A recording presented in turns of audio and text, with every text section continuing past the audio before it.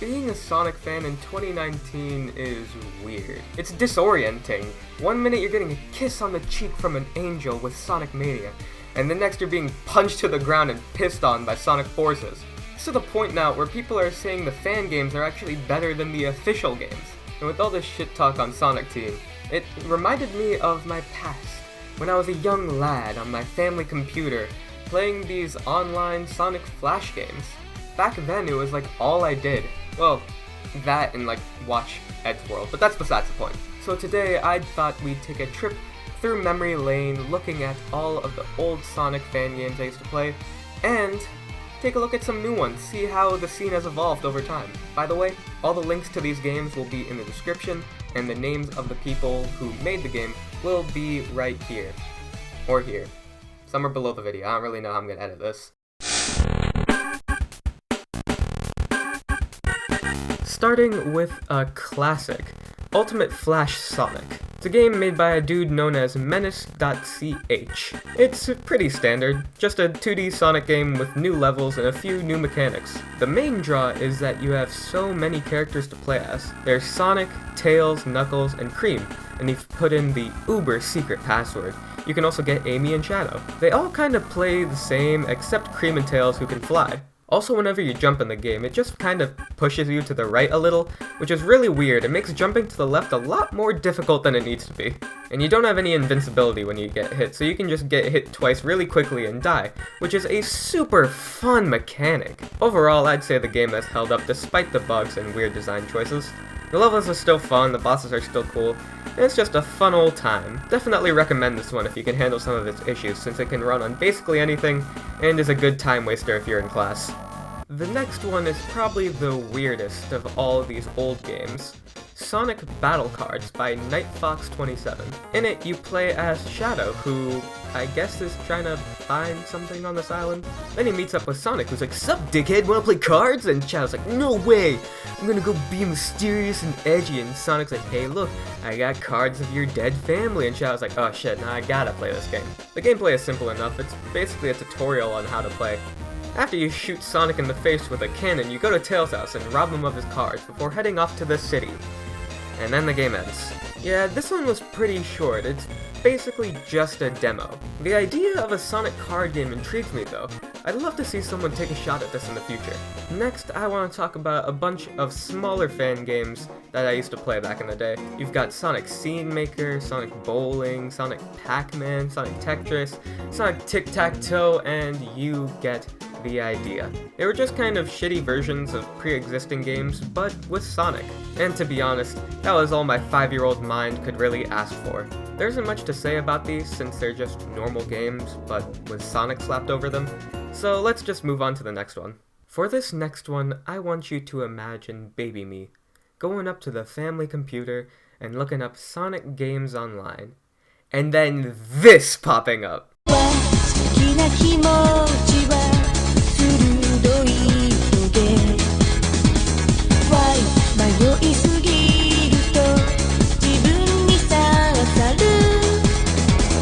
This is Final Fantasy Sonic X Episode 6 by Black Devil X, a crossover between Sonic, Final Fantasy, Mega Man, and a couple other franchises.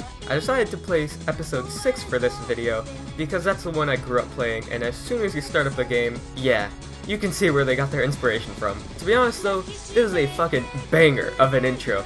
The animation is so well done and the music fits so nicely, it's just I might do a full video on the whole series, so I'll skip the story for now and just get into the gameplay. It's a turn-based RPG. You can attack, use special moves, use items, the whole shebang. You also have a bar that increases as you take damage, which allows you to do crazy shit like this. Lend me your power! Now I'll show you! I'm here!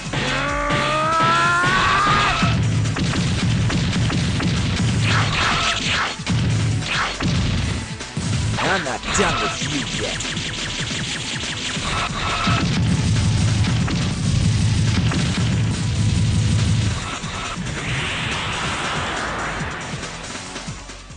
The real star of this game is the crazy over-the-top animation. I mean, just look at this shit, it's so nice.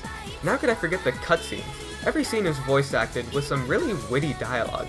It's a little cheesy and anime-ish, but if you're a Sonic fan and can't handle a little cheese, you probably shouldn't be a Sonic fan. Also, the voice acting is really well done. All the characters sound exactly how they should. Except for Bass, or Kane? They call him Kane in the game, but come on, that's fucking Bass. Then the game ends with this little quick-time event thing which proves once again the animation is dope. The game is short, but super sweet and packed with everything I love. Good animation, a simple but fun turn-based mechanic, anime shit, Sonic, it's all there. I highly recommend playing this one, it's an absolute jam. Also, let me know if you want me to cover the whole series because I would be so down for that. Those were all games I played as a kid though. Since then, the fanbase has grown exponentially, and we've gotten a ton more fantastic fan games. One that people like to bring up all the time is Sonic Mutopia. It's just a proof of concept for now. You run around in an open 3D environment as classic Sonic. And that's basically it. There's enemies and collectibles and stuff, but no real objective.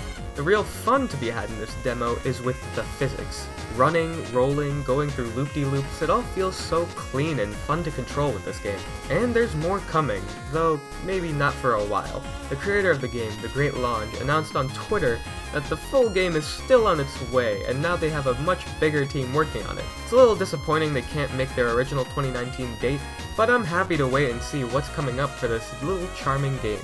I highly recommend everyone go download and play this one, because it's pretty easy to run and an absolute joy to play. Where Utopia felt like classic Sonic in a 3D space, Sonic Dimensions feels like modern Sonic, but in a 2D space. You've got your boost, double jump, homing attack, and stomp, but all now in 2D. And as someone whose favorite 2D Sonic games are Sonic Advance and Sonic Rush, aka the games that modernize the 2D Sonic formula, this game does a fantastic job of improving on the stuff those games did so well. One of my favorite things about this game are the visuals. Sure, it's just the sprites from Sonic Advance, but the particle effects and explosions really push this game over for me.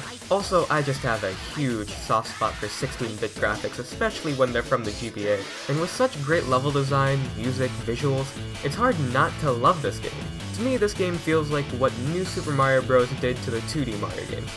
Took the existing gameplay, added in some new features from the 3D games, and boom, you've got a brand new gameplay style. After the success of Mania, it doesn't seem super likely that Sega will come back to the style of game, so seeing it live on through such fantastic fan games is comforting.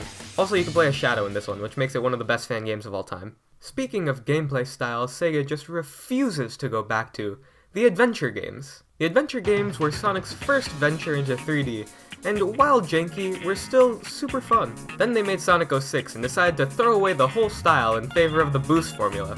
The boost games aren't bad, far from it actually. We've gotten some of the best 3D Sonic games to date in the boost formula.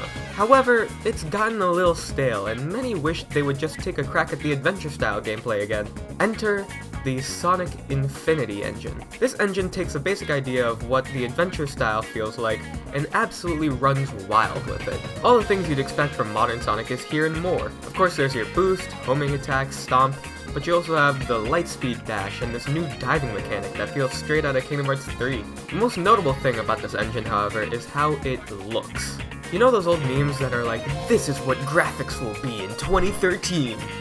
Yeah, this is that, but real. It doesn't feel real at all. It feels like you're playing the opening cinematic to Unleashed at some points because of how gorgeous it looks. Everything feels how it should and looks gorgeous, which is great because many people have actually been using this engine to make games.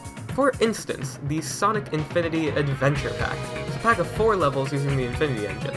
It's a bit janky, but still a pretty good time, and a fun look at what you can do with this engine. People have also been doing remakes of old Sonic levels in this engine, and ooh, Crisis City has never looked better. And finally, the last game on our list, Sonic Smackdown. Out of all the modern fan games we've covered today, this one is probably the most unique.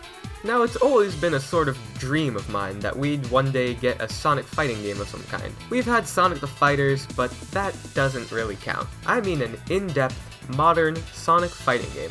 And Sonic Smackdown just so happens to provide that. You have 6 characters to choose from: Sonic, Knuckles, Tails, Shadow, Rouge, and Mecha Metal Sonic.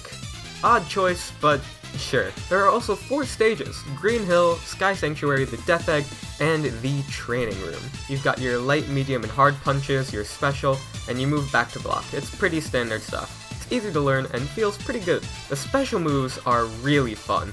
Many of them are references to the things characters have done in past games, and some are completely new, yet feel really authentic to the character. In fact, everyone's movesets here feel super well designed to fit that character. Sonic has quick moves that do multiple hits and combo well.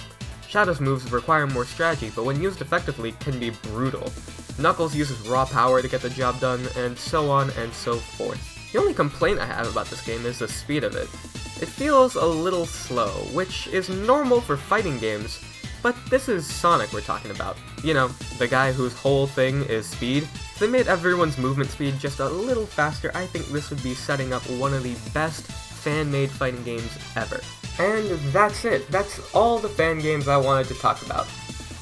Except, not really. Yeah, actually, while researching this video, I found way more fan games that were really fun and I wanted to talk about, but I didn't want this video to go on for too long, so instead, I'll ask you guys, if you want to see a part 2 to this video, where I talk about some more Sonic fan games that I think are great, please let me know, because I would be absolutely happy to do so. This video was super fun to make, super fun to research and look into, and especially with Sage happening at the same time as me making this video, a lot more stuff has come out that's really good, and I would love to talk about it. So, if you guys want to see a part 2 to this video, please let me know. Also, let me know about that Sonic Final Fantasy video, because that would also be really fun to make. I've got plenty of ideas for these videos, and I just need the confirmation from you that you guys want to see it. So, please let me know.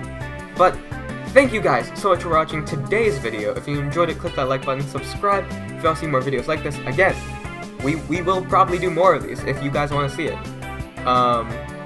Leave a comment, do something, just tell me, let me know, drop a like. Thank you guys so much for watching, I'll see you all later. Peace.